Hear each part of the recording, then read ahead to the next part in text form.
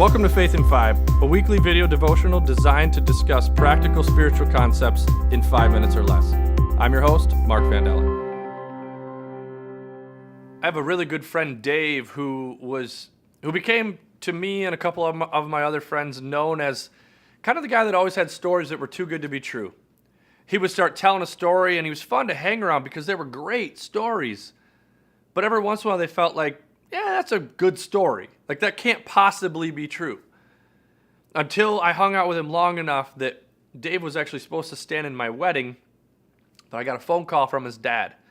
And his dad is just a straightforward, no jokes kind of guy, not a storyteller. I picked up the phone. He said, Mark, David's been hurt. Starts giving me the facts right away, like no fluff, no nothing, just details. David's fallen.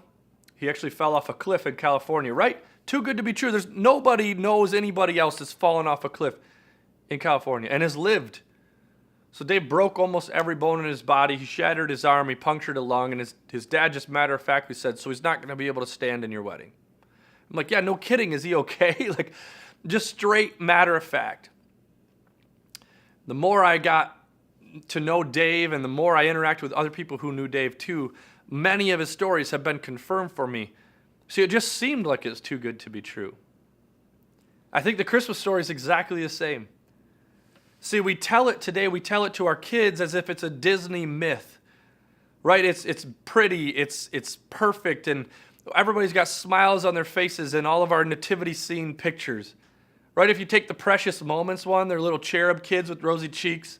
I think Jesus even has a perm in it, right? It's too good to be true the way we tell the story.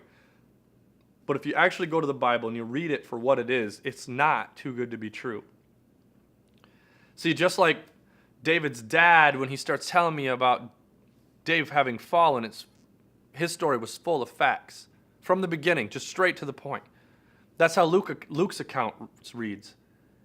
See, Luke's account would never be made into a movie. It's boring. It's full of history. He starts right off in the first chapter. He says, look, I'm here to write an accurate picture of what happened. See, Luke wasn't a follower of Jesus. He's not just trying to puff up his friend and talk all about his friend. He says, look, I've done my homework. I set out to write an accurate account.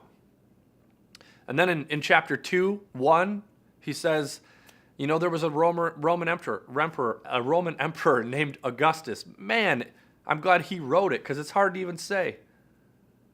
Luke 2:2 says that there was a census. This was the first census taken. So if you go Google search, you can see that there's multiple censuses. Censi, I don't know what it is. There was more than one census, right, taken at this time. It's not too good to be true, or he would have used words that I can actually say. See, then it goes on. He just continues to build this historical count. Then I also love in the story of Matthew, as his version, he talks about in Matthew 1:18 through 19. He includes the kind of the ugliness, the human nature. See, an angel just had appeared to Mary and said, hey, you're pregnant. You're going to have a baby. She tells Joseph, hey, Joseph, we're going to have a baby, and it's not yours. Right? The too good to be true story would be they all lived happily ever after and skipped off into the sunset. No, it says in Matthew 1:18 through 19 that Joseph started to plan on how he was going to break off his engagement to Mary. And it says he was going to do it quietly because he didn't want to hurt Mary's reputation. But he just thought, this isn't my kid. I'm going to walk away. See, the perfect story, too good to be true story, doesn't tell it that way. So this year, as you read the accounts, I just want to challenge you to see the story for what it is, and don't tell the story in the perfect, polished, untarnished way. See, if you put these characters in the actual barn that Jesus was born in, there's smells, there's sounds. Everybody doesn't have a fake smile and rosy cheeks. The story's not too good to be true, it's just true. See, it goes on in Luke 2 late in that chapter. Luke 2:11 says, to the shepherds, when the angel shows up, it says, I have come for all people.